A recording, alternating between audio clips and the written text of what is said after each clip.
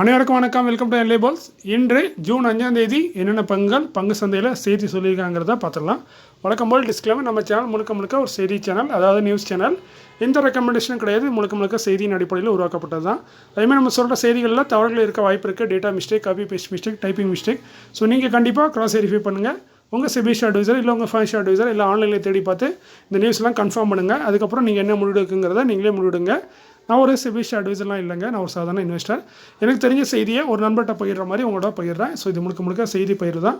நம்ம சேனல் வந்து முழுக்க ஷேர் மார்க்கெட் சம்மந்தப்பட்ட செய்தியை சொல்லக்கூடிய ஒரு தினசரி செய்தித்தாள்.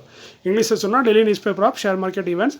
அதுலேயும் குறிப்பாக dividend, bonus, split, right issue, buyback, இது சம்மந்தமான செய்திகளை மட்டுமே சொல்லக்கூடிய ஒரு செய்தித்தாள்னு சொல்லலாம். அதேமாதிரி ஆர்டர்ஸு.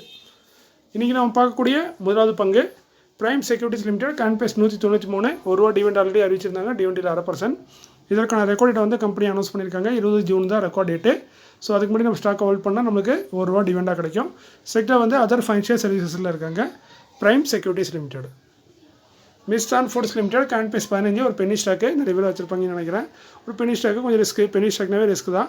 அதுமாதிரி டிவெண்ட் அறிவிச்சிருந்தாங்க. கிட்டத்தட்ட 1 பைசா இல்லைங்க, 1 பைசாவுக்கும் கம்மியான 1 பைசா, அதாவது 0.001 டிவெண்டாக அறிவிச்சிருந்தாங்க. டிவெண்டியில் ஒரு பேருக்கான டிவெண்டியில் தான். இதற்கான ரெக்கார்ட் டேட்டை அனௌன்ஸ் பண்ணியிருக்காங்க. 21 ஜூன் தான் ரெக்கார்ட் டேட்டு. செக்டர் பார்த்திங்கன்னா பேக்கேஜ் ஃபுட்டில் இருக்காங்க. மிஸ்டான் ஃபுட்ஸ். சௌராஷ்டிரா சிமெண்ட் லிமிடெட் 110 ரூபா கரண்ட் பேஸு, ₹1 டிவெண்ட் அறிவிச்சிருந்தாங்க. டிவெண்டில் 1% கிட்ட வருது. இதற்கான ரெக்கார்ட் டேட்டை இன்றைக்கி அனௌன்ஸ் பண்ணியிருக்காங்க. 14 ஆகஸ்ட் தான் ரெக்கார்ட் டேட்டு.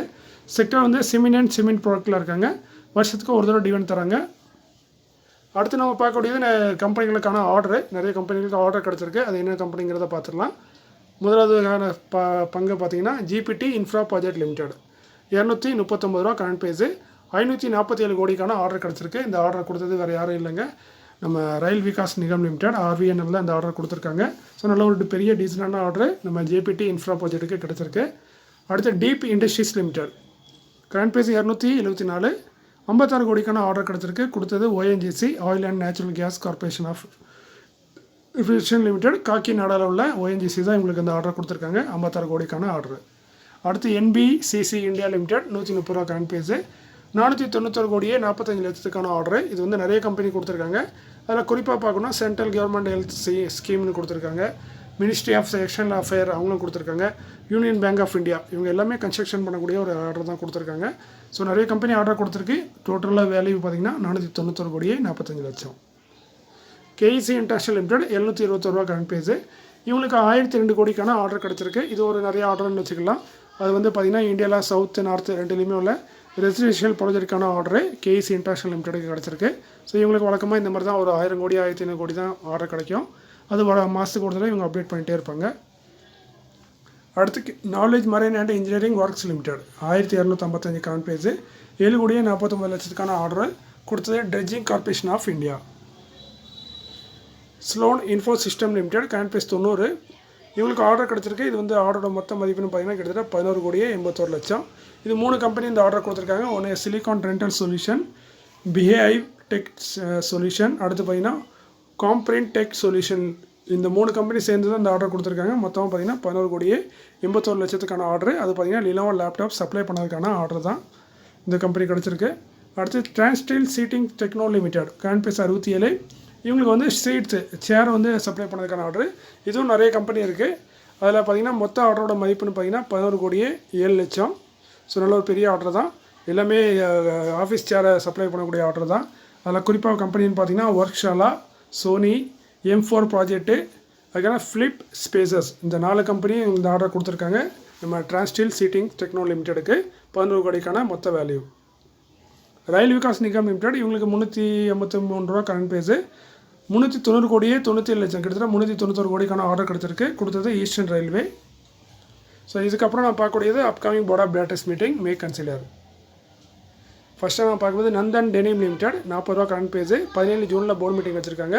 ஸ்டாக் ஸ்பீட் கொடுத்து முடிவெடுப்போம்னு சொல்கிறாங்க. ஃபேஸ் வேல்யூ 10 இருக்குது. அது 1, 2 இல்லை 3 இல்லை 5 கூட மாற்றலாம். அது போர்ட் ஆஃப் டைரக்டர் கையில் இருக்குது. செக்டர் பார்த்திங்கன்னா அதர் டெக்ஸ்டைல் ப்ராடக்ட்டில் வராங்க. Nandan denim limited. Maruti infrastructure limited 186 ரூபா கரண்ட் பேஸு, 22 ஜூனில் போர்டு மீட்டிங் இருக்குது.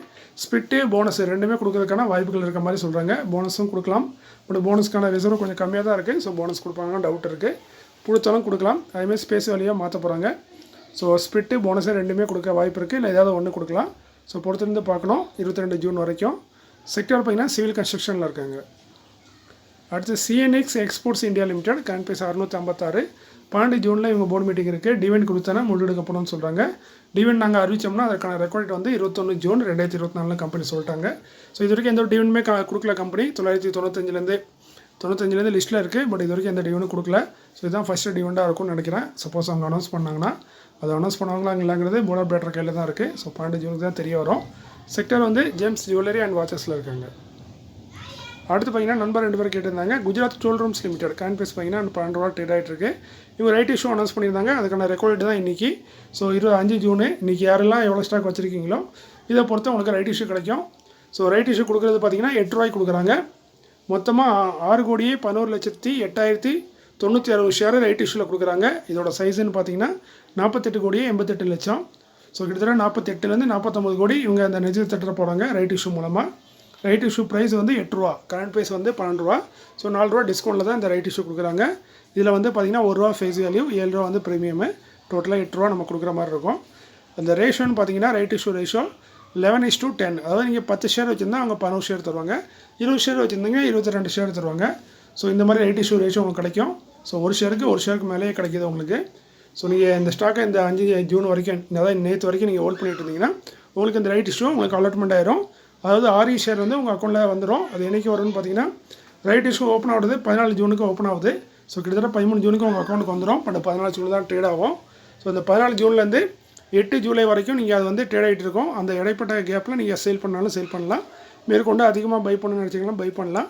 பட் ரைட் இஷ்யூங்கிறது நம்ம பை பண்ணுறது வந்து அவ்வளோ ஒர்த் இருக்காது. ஸோ ஆல்ரெடி நீங்கள் ஸ்டாக்கை ஹோல்ட் பண்ணிங்கன்னா ரைட் இஷ்யூ வந்திருக்குன்னா ஒன்று அப்ளை பண்ணுங்கள். அது ஓப்பனாக இருக்காது. 14 ஜூன்லேருந்து 8 ஜூலை வரைக்கும் ஓப்பனாக இருக்கும். சாரி, இது வந்து டேட் நான் தப்பு பண்ணியிருக்கேன்னு நினைக்கிறேன். க்ளோசிங் டேட் வந்து கொஞ்சம் லேட்டாக தான் இருக்குது. 18 ஜூலையே என்னமோ வரும்னு நினைக்கிறேன். இந்த ஆன் மார்க்கெட் இனோவேஷன் டேட் தான் 8 ஜூலை. அதை தப்பாக மென்ஷன் பண்ணியிருக்கேன். ஸோ இந்த க்ளோசிங் டேட் வந்து கொஞ்சம் தள்ளி தான் இருக்கும். ஸோ 8 ஜூலைக்குள்ளே நம்ம வந்து ஆன்லைனில் வந்து செல் பண்ணால் செல் பண்ணலாம், இல்லை பை பண்ணாலும் பை பண்ணலாம். பட் அப்ளை பண்ணதுக்கு நம்ம 14 ஜூன்லேயே அப்ளை பண்ணிடலாம். அதான் பெஸ்ட்டு. ஒன்று நீங்கள் அப்ளை பண்ண நினச்சிங்கன்னா அப்ளை பண்ணுங்கள். அப்படின்னா நீங்கள் ஒன்றும் செய்ய வேண்டாம். 6 ஷேர் அப்படியே விட்டுட்டு அது எவ்வளோ ஷேருங்கிறத நீங்கள் நோட் பண்ணிவிட்டு அந்த ஷேருக்கும் அப்ளை பண்ணலாம், இல்லை அதோட கூட வேணாலும் நீங்கள் அப்ளை பண்ணலாம். அது உங்கள் விருப்பம். பட் அவங்க அவைலபிள் இருந்தால் கொடுப்பாங்க கூட. நான் ரைட் சவுத் இந்தியனில் அப்ளை பண்ணேன். 60 ஷேர் 70 ஷேர் தான் வச்சுருந்தேன். 100 ஷேர் அப்ளை பண்ணேன், 100 ஷேர் கிடச்சிது. ஸோ அது வந்து நீங்கள் அப்ளை பண்ணுறதை பொறுத்து இருக்குது, அந்த அவைலபிலிட்டியை பொறுத்து இருக்குது. ஸோ நீங்கள் அப்ளை பண்ணுங்கள். அப்படி அப்ளை பண்ண விருப்பம் இல்லை, ரைட் இஷ்யூ அப்ளை பண்ண முடியாது அப்படிங்கிற பட்சத்தில் அந்த 14 ஜூனுக்கு உங்கள் அக்கௌண்ட்டில் கிரெடிட் ஆகும்ல, அந்த டேட்லேயே நீங்கள் செல் பண்ணிடுங்க. இல்லை அந்த டேட்லேயே அந்த 8 ஜூலைக்குள்ளே இந்த இடைப்பட்ட காலத்தில் எப்படினாலும் செல் பண்ணிடுங்க. அதற்கான அமௌண்ட்டு உங்களுக்கு வந்துடும். ஸோ இதுதான் லாபம். நீங்கள் அப்ளையும் பண்ணல செல்லும் பண்ணலன்னா அது உங்களுக்கு நஷ்டமாயிரும். ஸோ அந்த ஸ்டாக் வச்சுருக்கவங்க நீங்கள் ஒன்றும் அப்ளை பண்ணுங்கள். அப்ளை பண்ண முடியல, அப்ளை பண்ண வழி இல்லை அப்படின்னா செல் பண்ணிடுங்க. முடிஞ்ச அளவுக்கு அப்ளை பண்ணுறது பெஸ்ட்டாக இருக்கும். ஸோ இதுதான் இந்த வீடியோவில். இந்த வீடியோ உங்களுக்கு பயனுள்ளதாக இருக்கும் நம்புகிறேன். மேற்கொண்டு நியூஸ்லாம் குறைஞ்சிட்டே தான் போகும். ஏன்னா நியூஸ் முடிஞ்சுது. இது வந்து நியூஸ் காலம் கிடையாது. இனிமேல் எல்லாமே வறண்ட காலம். ஸோ இந்த பெருசாக நியூஸ்லாம் வராது. இன்னும் 1 மாதத்துக்கு இப்படி தான் இருக்கும். ஸோ அப்படி ஏதோ நல்ல நியூஸ் வந்தால் நான் அப்டேட் பண்ணுறேன். ஸோ மீண்டும் ஒரு நல்ல காலையில் உங்களை சந்திக்கிறேன். இப்படிக்கு உங்களில் ஒருவன். நன்றி, வணக்கம்.